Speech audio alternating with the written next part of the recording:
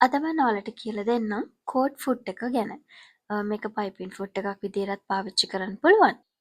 අඟලක් වගේ පළල වෙනකම්ම ඕනම කෝඩ් එකක් හෝ පයිපින් එකක් මේ හරහා අපිට මහගන්න පුළුවන්. ඒ වගේම කෝඩ් එක මැහෙන්න ඕනි කෙළවරින්ද මැද්දෙන්ද කියන එක ඇඩ්ජස්ට් කරන්නත් පුළුවන්. අවශ්‍ය ප්‍රමාණයට ඉඩ අරගෙන මේකේ තියෙන ඇන ටික තද කරගන්න තියෙන්නේ. මේ ෆුට් එකත් සාමාන්‍ය ප්‍රෙසර් ෆුට් එකක් විදිහටම මැෂින් එකට ඇටච් කරගන්න පුළුවන්.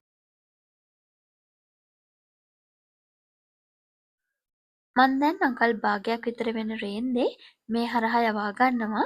මුලින්ම ඔයාලා මේ රේන්දේ මේක ඇතුළට දාගෙන ඊට පස්සේ ඔයාට අවශ්‍ය විදිහට ඒ කියන්නේ මේකේ විත් එක අඟල් භාගයනේ. එතකොට ඒ අඟල් භාගයට හරියන්න දෙපැත්තේ කොටස් දෙක හරියට හදාගන්න ඒ අඟල් භාගයට ගැලපෙන විදිහට. ඊට පස්සේ මේ රේන්ද මැහෙන්න ඕන කොතනින්ද අයිනෙන්ද මැද්දෙන්ද කියන එකත් තීරණය කරලා මේකේ තියෙන ඇන ටිකක් ඇඟිලි වලින් තද කරගෙන ඊට පස්සේ මේ ෆුට් එක ගලවලා අරගෙන හොඳට ඇන ටික තද කරගන්න ඕනේ.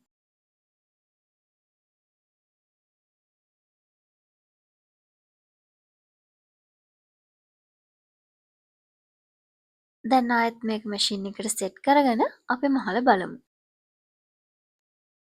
මේ වෙලාවේදී ඔයාලා මේ මහගන්න කෝඩ් එකේ ඝනකම අනුව ත්‍රෙඩ් එකේ ටෙන්ෂන් එකත් හදාගන්න අමතක කරන්න එපා. මට මේ වෙලාවේදී ත්‍රෙඩ් එකේ ටෙන්ෂන් එක ඇඩ්ජස්ට් කරගන්න බැරි වුණ නිසා බෝඩරේ පොඩි රැලි ගතියක් ආවා. ඉතින් ඔයාලා අනිවාර්යෙන් මේ වගේ බෝඩ් එකක් මහනකොට ටෙන්ෂන් එකත් මුලින් හදාගන්න අමතක කරන්න එපා. අපි සාමාන්‍යයෙන් අතින් අල්ලගෙන කෝඩ් එකක් මහනවට වඩා නීට් එකට මේ කෝඩ් එක මහගන්න පුළුවන්. මොකද සාමාන්‍යයෙන් අපි පටි අතින් අල්ලගෙන ඉන්නකොට ෆුට් එක ළඟටම අපිට අතින් අල්ලගෙන ඉන්න බැහැ.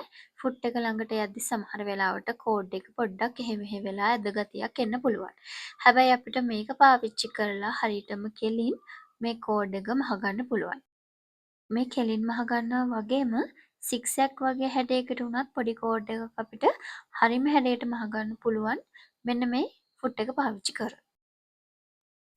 හරි අපි දැන් බලමු ටිකක් මහත මෙන්න මේ වගේ තුනී රිබන් එකක් කොහොමද අපිට මේකෙන් මහගන්න පුළුවන් වෙන්නේ කියලා කලින් විදිහටම ඔයාට අවශ්‍ය ප්‍රමාණයට අවශ්‍ය තැනින් මැහෙන්න මේ ඇන ටික ඇඩ්ජස්ට් කරගන්න. රිබන් එකෙන් කොටසක් මේ විදිහට ෆුට් එකෙන් එළියට අරගෙන මැෂින් එකට හයි කරගන්න. කලින් වගේම මේ විදිහට රෙදි කොටසක් යටින් තියාගෙන අපි මහගෙන බලමු.